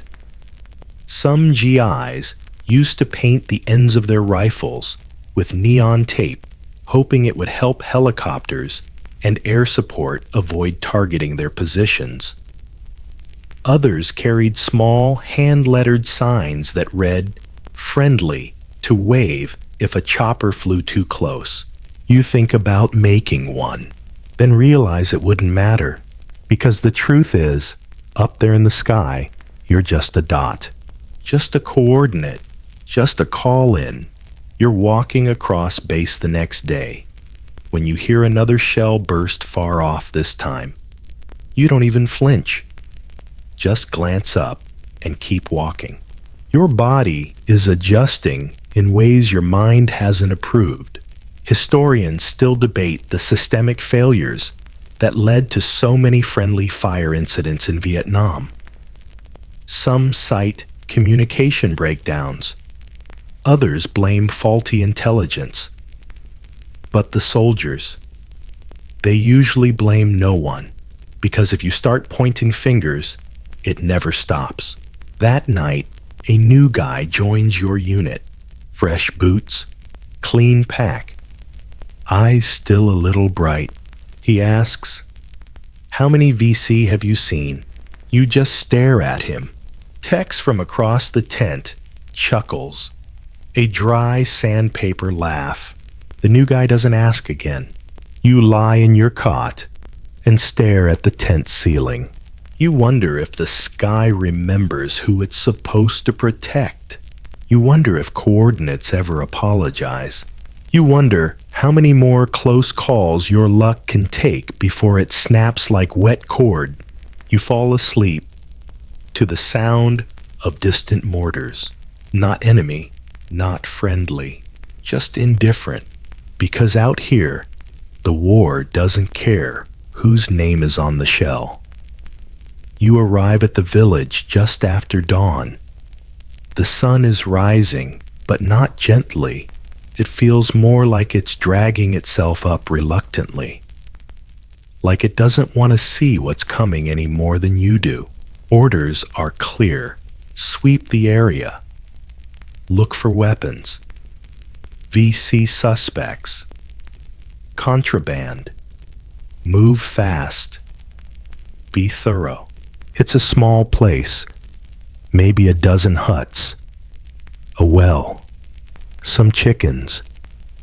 Palm trees swaying in the heat that's already thick as soup. A few villagers stand outside their homes. Arms crossed, faces unreadable. You've done sweeps before, but something about this one feels off. There's too much silence, not fear, just resignation. You split into teams. You knock on doors. Rifles pointed slightly down, but still ready. You search rooms. Peek under floor mats. Open clay jars. Nothing. Nothing obvious, at least. A girl watches you from a doorway. 6, maybe 7. She clutches a worn cloth doll. You nod at her. She doesn't blink. You don't blame her. Then Tex finds something. It's behind a water basin, rusted AK parts wrapped in burlap. Not assembled. Not operational. But real. He calls the sergeant over. The decision comes fast. Too fast. Orders change. Secure all villagers. Separate the men. Interrogate. Hard. You don't speak the language. You don't need to. The screaming starts 10 minutes later. One man insists he's just a farmer. Another begs through the interpreter. A third bolts. He doesn't get far. Your squad leader makes the call, burn it down. You freeze. You think maybe there's another option. Maybe this is a misunderstanding. Maybe, but it's already happening. Bones kicks over a cook fire. Doc tosses a smoke grenade into a thatched roof. Tex lights the edge of a woven mat. The fire catches faster than your thoughts can stop it. Flames rise. People scream.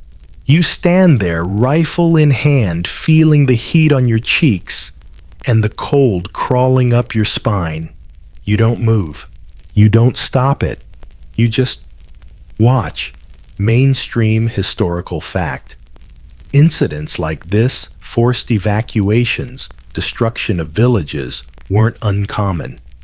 Some were strategic, some retaliatory, some born from paranoia, and some, like My Lai, became infamous for turning moral lines into ashes.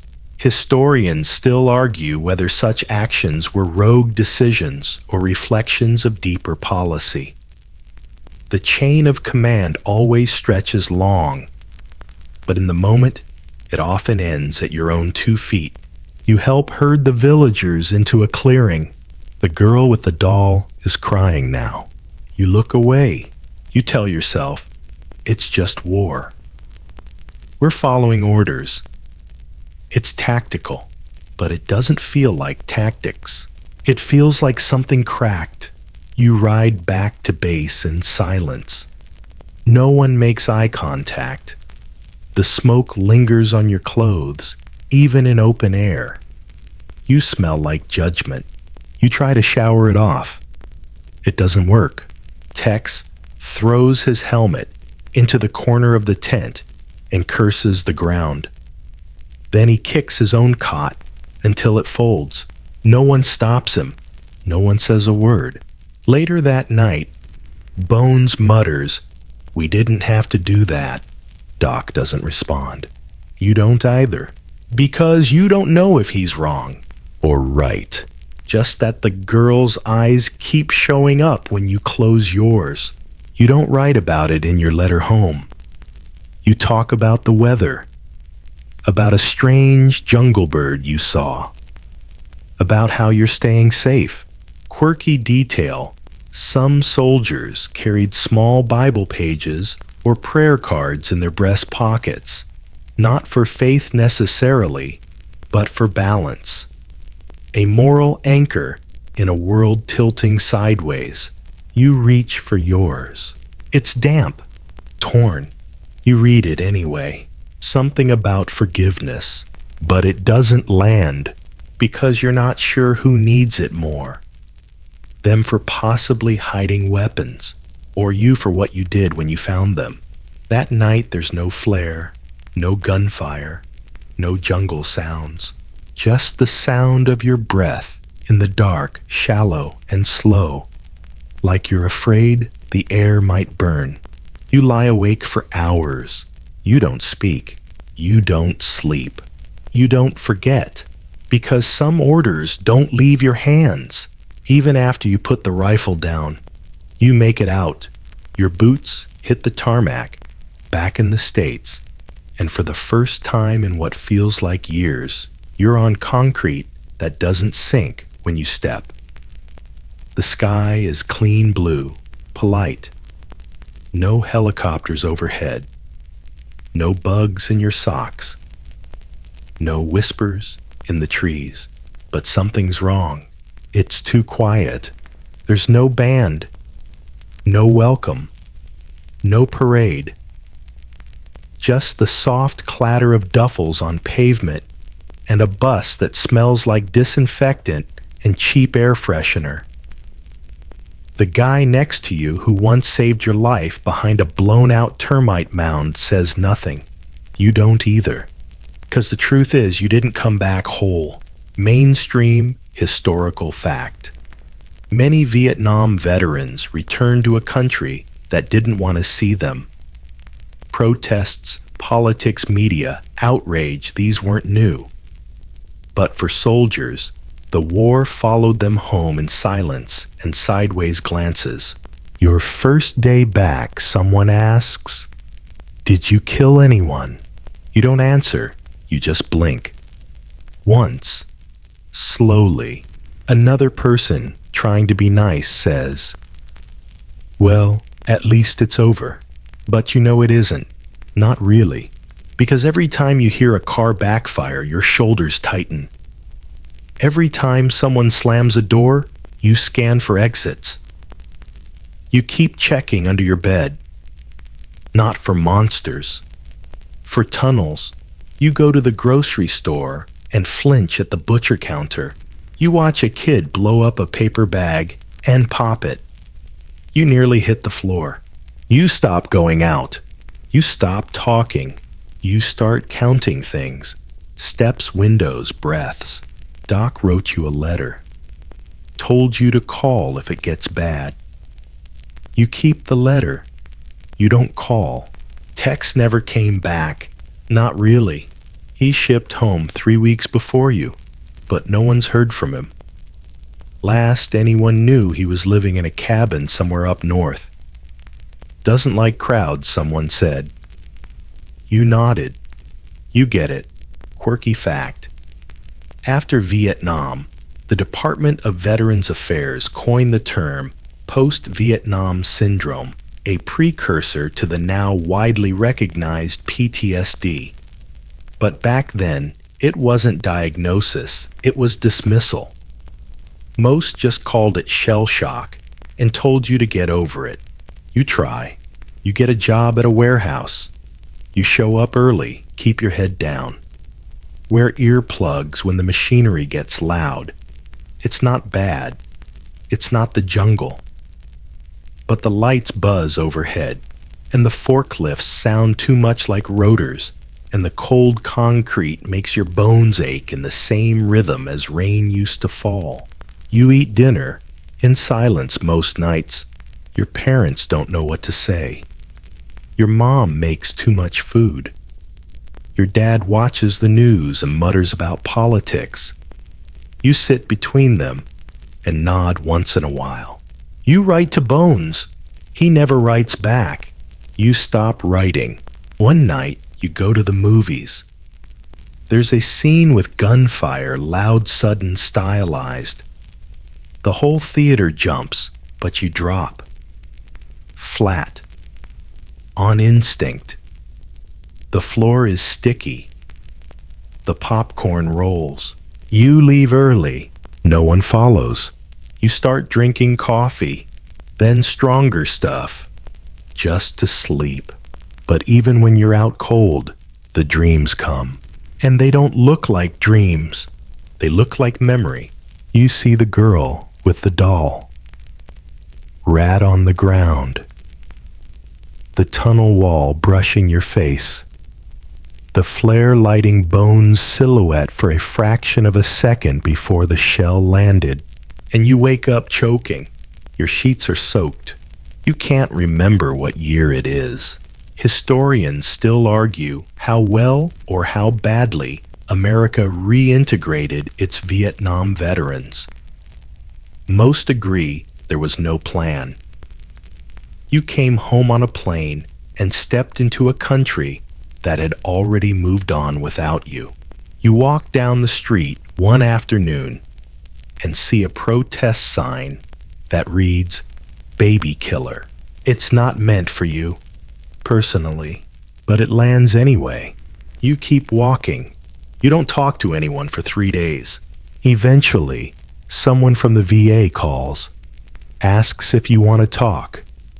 You almost say yes. Almost. Instead, you hang up, not out of anger, out of exhaustion. You start carrying a notebook, not for writing, for drawing, maps, trees, faces, even the layout of the base from memory. It's easier than talking. You find a routine. You wake up, eat, work, go home, sleep, repeat. You stop waiting for things to make sense. You just want them to stop hurting. Some things help. You take walks at night, long ones, when the world is quiet and the only thing moving is wind. You find a trail outside of town and go there sometimes just to breathe. It smells like pine instead of rot, like possibility instead of rotors. It's not the same, but it's enough for now. Because even though your body's back, your mind It's still pacing perimeter, still waiting for the trees to move, still wondering if the ground beneath your feet is safe. You thought time would make it quieter. It doesn't. It just adds layers. The jungle is gone, but it's not. You can still hear it when the world goes still, when the house creaks, when the fridge hums, when a ceiling fan clicks just right. You hear the rain differently now. Not soft, not peaceful, but like it's filling your boots again, drip by muddy drip. Years pass. You stop counting, but the war stays. Not in the newspapers, not on the news. In you. It lives in your shoulders, in your back, in the way you flinch when a car door slams too hard. It lives in the distance between you and people who say things like, "Thank you for your service," with a voice that doesn't mean it. You smile politely because they're trying, but inside, you're still stuck under a poncho, somewhere in Quangtree, trying to ignore the feeling that someone's watching you from behind a tree that isn't really a tree. Your friends, what few stayed in touch, have their own battles. Some won, some didn't. Tech's gone. Rumor is he walked into a lake one night and didn't come back. They found his boots on the shore, laces neatly tied. You went to the funeral. It was small, closed casket. The pastor said words that didn't match the man you knew. Someone handed you a flag. You folded it tighter than you meant to. Mainstream historical fact. By the mid-1980s, it was estimated that more than $150,000 Vietnam veterans had taken their own lives, many silently, many long after discharge. For some, the war ended on paper, but never in their heads. You keep a drawer of letters you never sent, some addressed to men already dead, some to yourself. One starts, if you're reading this, it means you're still trying. You read that one the most. You get a job fixing things. Lawn mowers, small engines. The kind of work where you can use your hands and not your voice. People leave you alone mostly. That's a blessing. Sometimes a kid will ask about your army tattoo. You say, "Long time ago." They nod like they understand. They don't. But they try. You appreciate that. You stop watching war movies. They get too much wrong. Or worse, too much right. You stop listening to loud music. You stop eating rice. You stop ordering anything with Vietnamese in the name, which feels petty and strange. But it's a reflex, and some reflexes are permanent. You start going to group therapy. Quietly. The first few sessions, you just sit there, hands in your lap. Other guys talk. You listen. It helps. Not a lot, but enough. One night, a man in the group tells a story about a tunnel. You look at him. He doesn't look like someone who's crawled on his belly through the earth, afraid to breathe. But then neither do you. He finishes the story. No one says anything for a long time. You nod. He nods back. That's enough. You meet someone. She works in a bookstore. She doesn't ask too many questions. You marry 5 years later in a backyard ceremony with 3 guests. You don't invite anyone from the war. Not out of shame, just preservation. You build a small shed out back. Call it the bunker. It's just tools and shelves and old photos. But it gives you space. A place to sort things. Not the hammer and nails things, the other things. Quirky fact: some veterans kept tiny souvenirs from the war dog tags that weren't theirs. Jungle leaves, pressed into notebooks, even empty MRE wrappers. Not because they liked them, because they couldn't throw them away. You still have your jungle boots. They're cracked, moldy, but you can't toss them. You still dream. Not always bad dreams. Sometimes it's just patrol again. Sometimes it's Bones laughing about something dumb. Sometimes it's that first moment of silence after the rain stopped and everything smelled like possibility. But sometimes it's the fire, the tunnels, the flare, the scream. And you wake up staring at the ceiling, counting your breaths. Just like you did under canvas, you remind yourself, you're home, you're safe, you're okay. You repeat it like a prayer. Sometimes it helps, sometimes it doesn't. You've learned to live with it either way, because the war doesn't end when the fighting stops. It just gets quieter, more private, but never really gone. It leaves postcards in your mind, stamps you can't peel off, messages written in a language only you remember. And even now, after all these years, you still catch yourself listening for helicopters. And when the wind shifts just right, you swear you can hear one. History doesn't call you. No cameras, no interviews, no textbooks. Just silence. You were there. You lived it. But somewhere along the way, the Vietnam War became a bullet point, a background slide, a paragraph in a chapter most students skim past on their way to something more cinematic. You're not bitter. Not exactly. Just tired. You flip through a History Channel late one night and see black and white footage helicopters, landing men, shouting flames rolling over palm trees like angry waves.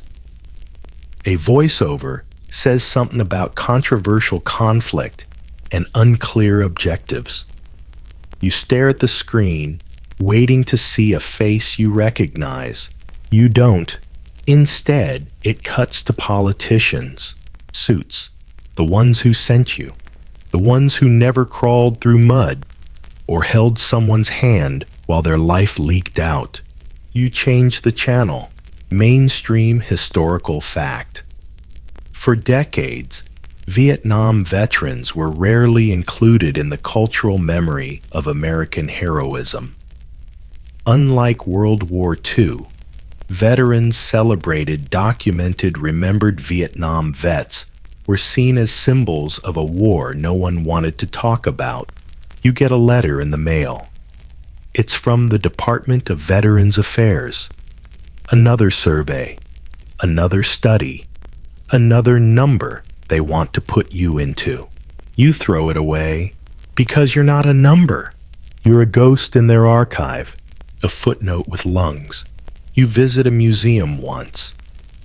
There's a Vietnam exhibit, a diorama of the jungle, some uniforms behind glass, a replica M16, a button that plays sounds of helicopters and gunfire. You listen for 5 seconds, then step away. The guy next to you, young, maybe 20, says, "Man, must have been wild." You nod. You don't answer. Because how do you explain that the wild part wasn't the battle, it was the quiet after? The way your brain rearranged itself, the way you stopped feeling certain things, or started feeling everything all at once. You walk out into the sunlight, sit on a bench. You breathe. A breeze moves through the trees, and for a second, the rustling sounds like voices. You know it's not. But part of you always checks. Historians still debate the legacy of Vietnam. Did it change American foreign policy forever? Did it teach lessons? Did anyone really learn them? You wonder if legacies are things you can leave behind, if they're even yours to decide. You write sometimes, not books, just fragments, scenes, moments, sensations. You keep them in a box under your bed. One page reads, "He was there, and then he wasn't, but his boots stayed." Another says, "We all came back ghosts, just not the see-through kind." You never show them to anyone.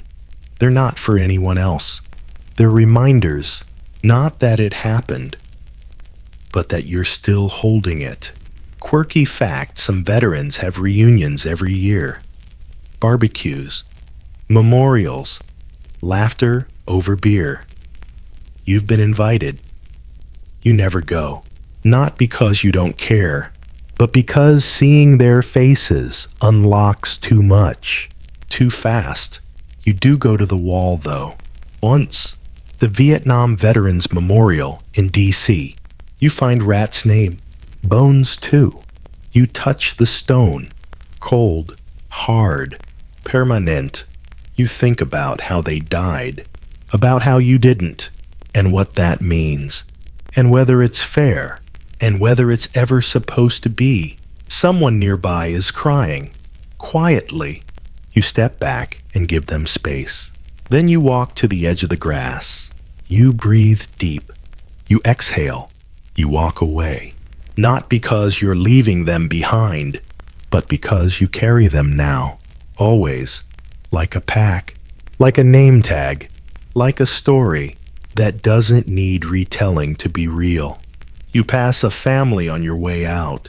A boy points to your jacket and asks, "Were you in the war?" You look at him, and this time you answer, "Yeah, I was." He smiles, then runs ahead to catch up with his mom. She gives you a nod. Not pity, not applause, just recognition. And somehow that's enough. Because even if the books don't remember, someone does. You don't remember the moment you stopped expecting peace. It wasn't loud. It wasn't marked by a date. It just slowly slipped in like water through a crack, soaking everything until even your good days felt damp at the edges. You're older now. Lines in your face. Silver in your hair. Your knees ache when it rains, and your hands twitch sometimes when you try to thread a needle. Not enough to worry a doctor, just enough to remind you. There are mornings when you wake up and forget for a few minutes that Vietnam ever happened. The dreams don't visit as often. The flashes of panic fade faster. But the war, it never really leaves. It just waits like a book, always open to the same page. You've made a life. Somehow. There's a garden out back. You spend your afternoons pulling weeds, trimming hedges, watching the sky for no reason. You like the quiet. You like the slow. You've learned that silence isn't always threatening. Sometimes it's just silence. You sit in your shed one evening, sharpening a knife you barely use. It's an old routine. The motion calms you. You keep your boots on a shelf above your workbench. Same ones. Worn through the soles. They don't fit anymore, but you never threw them out. Mainstream, historical fact. Veterans from the Vietnam War are now among the oldest living combat survivors in modern history. Many never told their stories. Many still haven't. You get a letter in the mail, an invitation to speak at a local high school history class. "We're studying the Vietnam War," it says. "Would love to hear your experience." You put it aside, then pick it up again.